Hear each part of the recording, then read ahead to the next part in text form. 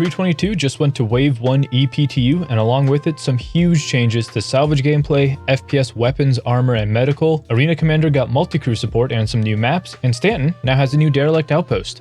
On this video, I want to focus on all the changes that 322 brings along, but 322 is still just Wave 1 EPTU, so things are still very likely to change. But this will at least give us an idea of how things will play out when this update goes live. Both the Vulture and the Reclaimer got some much needed love in the 322 patch. First major change is that both of these salvaging ships now have an internal buffer down in their processing holds, meaning that now instead of every SCU of salvage creating a box and getting blocked up, requiring you to get out of your seat, run to the back, and move it, you can now salvage up to 14 SCU on the Vulture and a whopping 360 SCU on the Reclaimer before you need to run back and empty it out. This was a little strange on the Reclaimer since it only had 300 SCU total cargo, but it got a nice upgrade to its salvage processing cargo grids.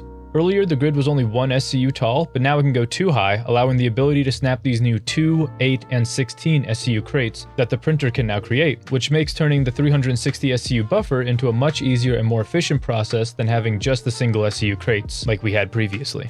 The Vulture didn't get any changes to its cargo grid, but the ability to store 14 SCU in its internal buffer does help with not having to run back after every second box. But it is larger than the 12 SCU grid, which I found a little weird. I know that we all stack loose boxes, but to see the hopper hold more than the official cargo grid, while welcome, is a little weird.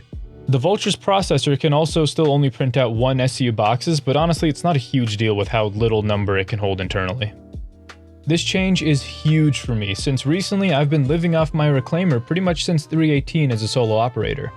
It would get pretty tedious, where after every 4 boxes having to make the long run back and move the crates in order to continue salvaging. Now, yeah, I know, the Reclaimer's a multi-crew ship and having a cargo jockey down in the bows would make this infinitely easier, but at the moment, with both my work schedule, the school schedule, and all that, I just don't have the time to dedicate to having a crew on the Reclaimer. So even though I lose some efficiency, it's just easier for me to solo this thing for the hour or 2 I can play at the end of the night, bed logging, and then Friday, Saturday, take it down into port, sell it off for my week's worth of labor, and now I have some money to throw around when I do have a chance to hop on with some friends. This new buffer and larger box printing capabilities will make soloing the Reclaimer a much more efficient process. Now, yeah, it would still absolutely be more efficient to have at least 1 or 2 other people moving cargo and manning the second turret, but for people like me, this is a wonderful change.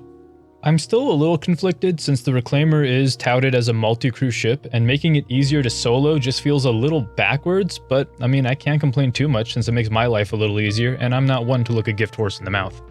There were also some minor changes to the crafting on board at the salvage processors. You now need both recycled composite material, which is the old hull scraping material, and the new construction material to create the multi-tool and its attachments. But they also added the ability to print out a Cambrio canister that's already filled with RMC, so you can use it to repair the hull and, from what we've seen in some previous demos, also repair components whenever we get that gameplay. Okay, now on to the one everyone is excited about. Hull munching, or structural salvage. This is the ability to now chew up entire hulls of ship and turn it into a refinable cargo. Both the Vulture and the Reclaimer got this ability, so luckily it's not gated behind the really expensive ship with... First, you should scrape the hull clean like we've been doing with the hull scraping, since once you start the munching process, any material left on the ship will just get discarded. On the Reclaimer, you now have to move to the claw operator's seat, hit M to deploy the arm, whereas on the Vulture, you can just press right Alt W to enter fracturing mode. This is a timed automatic process that happens where once you activate the fracturing of a ship, after a certain amount of time, based on the ship's size, the ship will break apart into munchable sized pieces. Next, to actually collect any of the material, right-click like you would to switch the salvaging heads to switch to disintegration mode. And then just scoop up the little pieces of the wreck, and when you fill your salvage buffer, you can then use that to print out the new construction material. I haven't done much testing with what size ships each can break down, but at the very least, the Vulture can break medium to large ships like the Corsair that can well overfill the internal buffer, which is more than I would expect. And the Reclaimer can break apart a hammerhead that can also well overfill the Reclaimer's internal buffer. At the moment, there's some really weird things going on with this new material. When it's in box form, I haven't been able to sell it anywhere. It appears at both admin desks and TDDs as cannot sell, and states that the price is only 1 UEC per SCU, and it doesn't show up on any refinery terminals to refine down. But this is where the weird stuff happens. If you leave the material in the hopper and not turned into a box, you can then see it on the raw ore cell terminals at the refinery deck and you can sell it there. Which brings up one really big problem. You can't land or store the reclaimer at any of these refinery stations. The reclaimer's docking currently doesn't work and no station has capital-size hangars to land in, which essentially means at the moment, munching in the reclaimer, as far as I've noticed, is completely worthless. But the Vulture, since it can land and store at these refineries, it can actually sell at those raw ore terminals. And it sells for a decent amount too. I sold about 13.5 SCU for 172,000 UEC, which is, give or take, about 12,000 UEC per SCU. Now, this is very subject to change since there's still some very janky stuff around selling this construction material, including some random phantom goods I found as part of the cargo that doesn't exist since it would exceed the size of the hopper itself. But again, it's Wave 1 EPTU, I really expect no better. The thing that has me the most excited about this edition isn't actually the edition itself, it's the fact that we only just got the first implementation of Salvage earlier this year in 3.18. Sure, 3.22 isn't quite live yet, or it still could be a while until we see it in live, but the fact that we're even seeing it is really cool to me. Mining and cargo have been making some massive improvements in the latest patches, so I'm really hoping this kind of momentum keeps up. But of course, as always, keep your expectations low and just take everything as a pleasant surprise.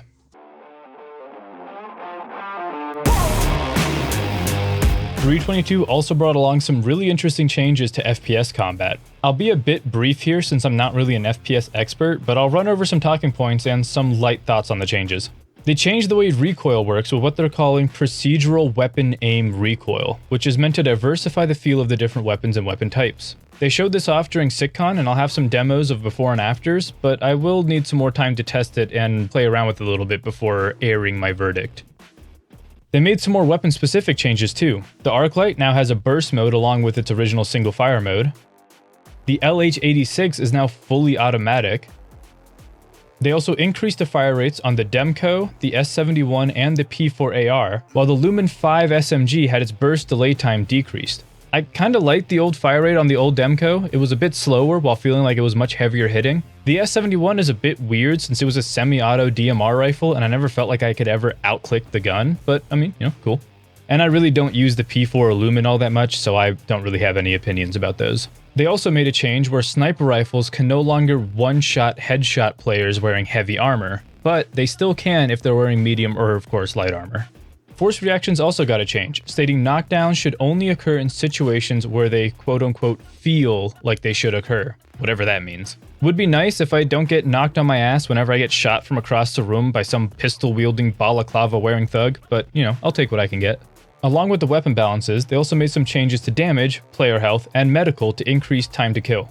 Recently, I've already noticed myself not dying as often when I'm shot at, AI going more for limb shots and body shots over just getting one-shot headshotted on a 30 FPS server, so I'll definitely take that.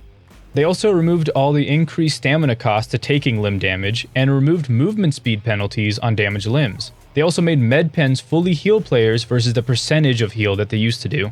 These are all a little strange to me. The movement speed penalties always made sense to me, especially relating to stacking fall damage to the legs, especially when you're to the point where your overall health is low but you're still not taking a tiered injury, would still slow you down. So to see that change is just a little strange. Med pens fully healing you is kinda nice, can't complain too much there. And there was never shortage of med pens, so making them even ever so slightly more powerful seems like just a quality of life upgrade, so I don't need to spam half my belt to get back to full health. This patch also brings along new openable cargo containers, allowing players to buy new SCU containers that can be opened to store a variety of items inside of them.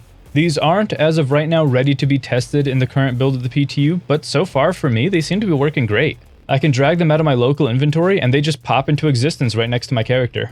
I'm really hoping these mean the end of putting some armor in a Pisces, flying out to destroy it, and then scooping up a box afterwards, so while a relatively small addition, it should make a pretty nice addition to the game. We also got a new derelict settlement that was shown off at the SitCon demo. This new settlement also features some NPCs wearing the new Duster set of armor, which is really cool to see because that means we may also start seeing the different tiers of armor that they showed off at the CitizenCon demo. The settlement itself is located on Hurston, and to get there, coming out of Loreville, head to OM4, then jump to OM1, then at OM1, face OM6 and fly towards it until you're about 1,330 kilometers away from it. Once there, just face straight down to Hurston's jump marker and fly backwards till you're about 1,140 kilometers away. Then find HDHF Adelaide, and you'll be able to see a red OM marker just behind Hurston that you'll want to start flying towards. And as you break through the cloud layer, hopefully you'll find this island which will have the oil rig platform just inside the bay of it. We also now have multi-crew and arena commander. This is probably one of my most anticipated changes next to the salvaging. This now allows you to join in on a friend's ship to man turrets, or in the future when we get engineering gameplay, will allow you to spawn onto their ship and act as an engineer. This brings along some huge implications for the future testing abilities of AC, and it gets me really excited to see what they can do with this. In order to join on a friend's ship, it's actually pretty intuitive. You can select the ship and the seat you want to enter right from the deploy screen. The only thing that's a little weird is it doesn't tell you which seat or which turret you're entering, so in a ship with multiple turrets it can get a little weird, but luckily you can just exit your seat and move to another turret or to a different seat. We also get to see the new hair that we got to look at SitCon. Overall, it's pretty cool. I like the way it looks, and it definitely has some gelatinous physics, but it's hair. I won't really spend any more time on that. We also have yet to hear any word on the Santuk Yai or the X1. They're on the roadmap for 322, but it could very well be a 322.x patch, so I won't start holding my breath now. Ground vehicles got also another change to their speed, which you will very rarely catch me in a ground vehicle, so I won't really be able to tell the difference anyway. All in all though, 322 has some crazy changes, and I'm really hoping this is only the beginning of the development team really starting to make some serious headway in terms of gameplay and features. With Squadron 42 supposedly wrapping up, a huge number of devs have already moved back to work on the PU, and I think we're starting to see the fruits of that labor. Again though, this is all Wave 1 EPTU, things are subject and almost certainly are going to change before they hit live, and who knows what will happen when it does, but I'm excited nonetheless. Let me know your thoughts on all these changes and what you're most excited for. Leave a like if you enjoyed this video and subscribe for hopefully more Star Citizen content. You'll find links down below to where to find me on some different platforms, but all that aside, take care, and I hope to see you all someday out in the verse.